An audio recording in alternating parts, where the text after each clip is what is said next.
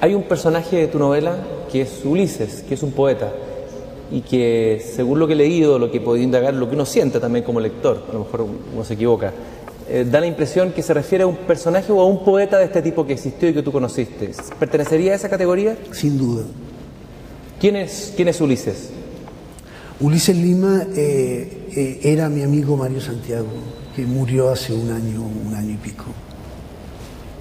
Háblanos un poco de él.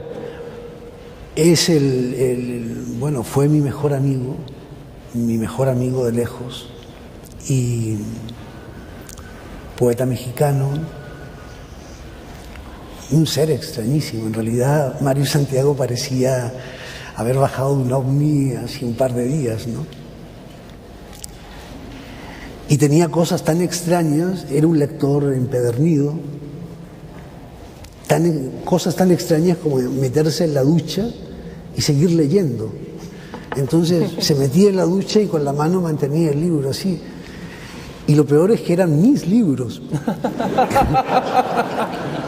Y yo siempre veía mis libros mojados y no sabía qué había ocurrido. Y yo decía, es que ha llovido en México, porque claro, México es muy grande y puede llover en una zona de la ciudad y en otra no. Es raro, pero se puede dar ese caso, realmente un fenómeno curioso en la naturaleza, ¿no? Pero se puede dar. Hasta que una vez lo sorprendí leyendo en la ducha.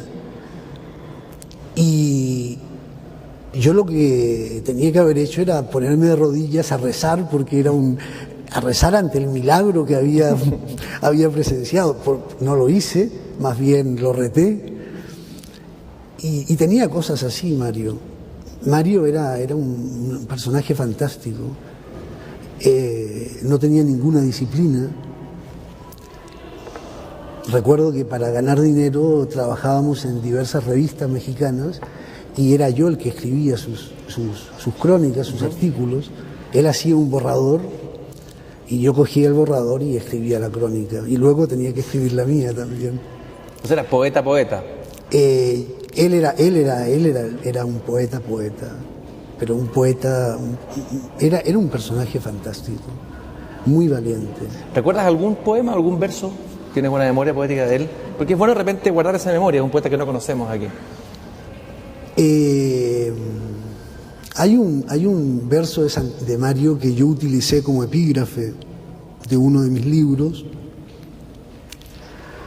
y que me ocurrió una cosa muy curiosa, porque un poeta mexicano me dijo, pero ¿no te has dado cuenta que esto no lo escribió Mario Santiago, que esto es de un poeta del grupo de los contemporáneos? En este momento tengo la memoria muy mala y se me ha olvidado el nombre, lo recordaré en 10 minutos.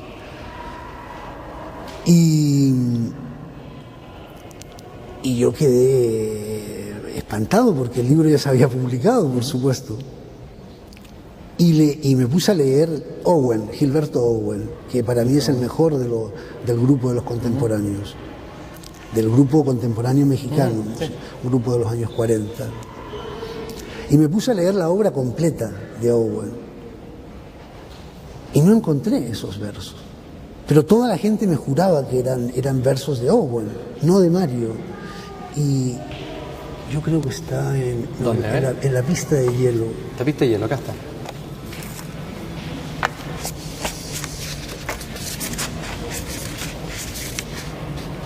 Si he de vivir, que sea sin timón y en el delirio, que es una apuesta pero total, ¿no? ¿Es posible habitar poéticamente todavía hoy así?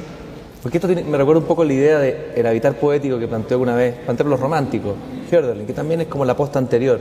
Claro. ¿Se puede todavía hoy habitar poéticamente de esta manera? Se puede, pero no es recomendable.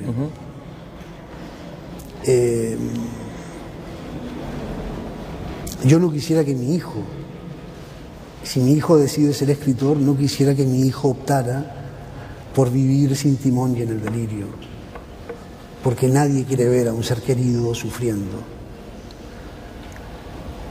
Pero por otro lado es inevitable. Hay escritores que tienden hacia eso.